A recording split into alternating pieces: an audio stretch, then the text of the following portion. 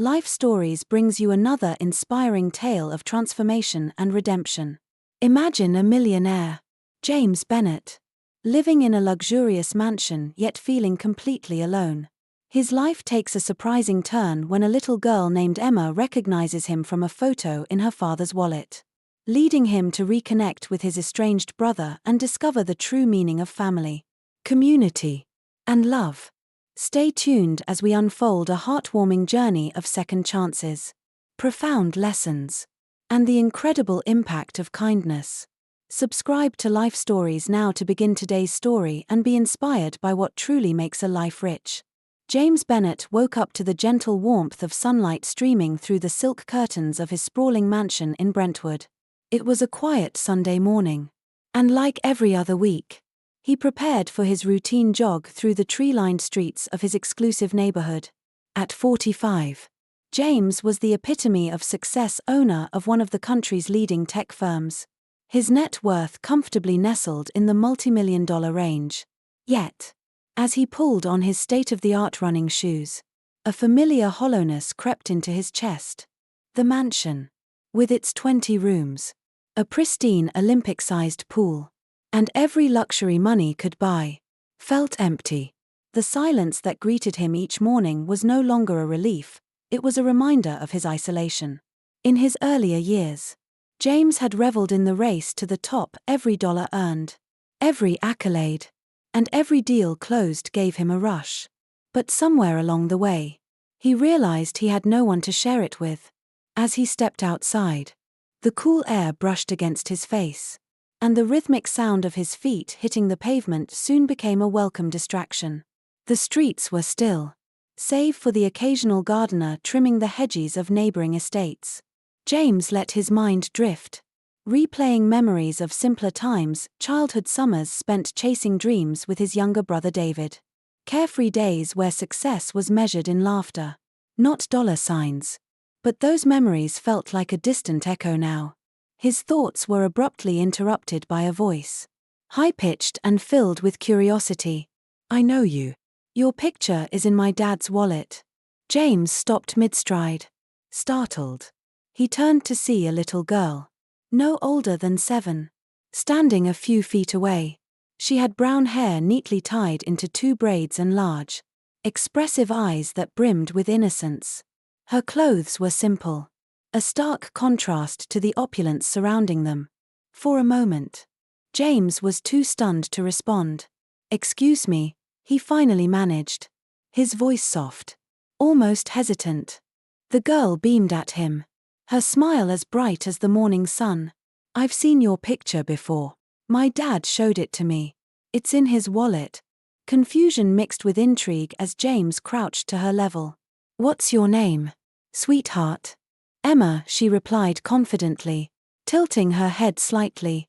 "Well, Emma," he said with a kind smile. "Who's your dad? And why does he have my picture?" Emma giggled as if the answer was obvious. "He's at home. Do you want to meet him? I can take you." Without waiting for an answer, she grabbed his hand and started walking. James hesitated. The logical side of him screamed caution. Following a stranger, even a child, was reckless. Yet, something about Emma's earnestness tugged at him, a feeling he hadn't experienced in years, curiosity mixed with a faint hope. Against his better judgment, he let her lead the way. As they walked, the lavish estates and manicured lawns slowly gave way to more modest homes. The transition was subtle at first, a slightly smaller yard, a simpler car in the driveway, but soon, the scenery became markedly different. Narrower streets, faded paint on buildings, and the hum of life spilling from open windows surrounded them. Emma led him to a small, weathered house at the end of the block. Its exterior was worn but tidy, with flower pots lining the porch steps. She knocked firmly on the door. "It's me, Daddy," she called out, her voice cheerful. The door opened to reveal a man James hadn't seen in nearly a decade. "David." James' breath caught as memories flooded back. The man before him was thinner, with lines etched deeply into his face. His once boyish features were hardened by time and struggles James couldn't even begin to fathom. And yet, the familiar tilt of his jaw, the depth in his brown eyes, and the slight slump of his shoulders were unmistakable. "James." David's voice was barely above a whisper, a mixture of disbelief and emotion. James took a tentative step forward. "It's me," he said softly, his voice thick with unspoken guilt. For a moment, they stood in silence, the weight of 10 years pressing heavily between them. Emma's voice broke the tension. "Daddy, you know him, right? He's the man in the photo." David forced a smile and nodded, his voice steadying. "Yes. Emma. Your uncle." Emma's eyes widened with excitement. "Really? Uncle James?" David gently ushered Emma inside, asking her to play in her room while he and James talked. Once she was out of earshot, the brothers sat across from each other in the small but cozy living room. James' gaze wandered to the family photos adorning the walls, a snapshot of David holding a newborn Emma, a candid shot of her laughing in a park. Each image tugged at James' heart, a stark reminder of the moments he had missed. David broke the silence. "It's been a long time." James nodded, guilt weighing heavily on him. "Too long." He faltered, unsure where to begin. "I didn't know." David's expression softened, though his voice held a trace of bitterness. "How could you? We stopped talking years ago." "I'm sorry," James said earnestly, the words tumbling out. "For everything, for not being there, for losing touch. I didn't even know about Emma." David sighed, leaning back. "Life happened. James. Maria's accident, the gambling. I didn't exactly make it easy for anyone to stick around." "I should have been there," James said firmly, his eyes pleading. "You're my brother, David. I should have." "It's in the past." David interrupted gently. "What matters is now." The simplicity of those words hit James harder than any accusation could have. He glanced toward the hallway where Emma's laughter echoed faintly. "She's beautiful," James said, his voice softening. "She reminds me of you when we were kids, fearless, full of life." David smiled faintly, a flicker of pride in his tired eyes.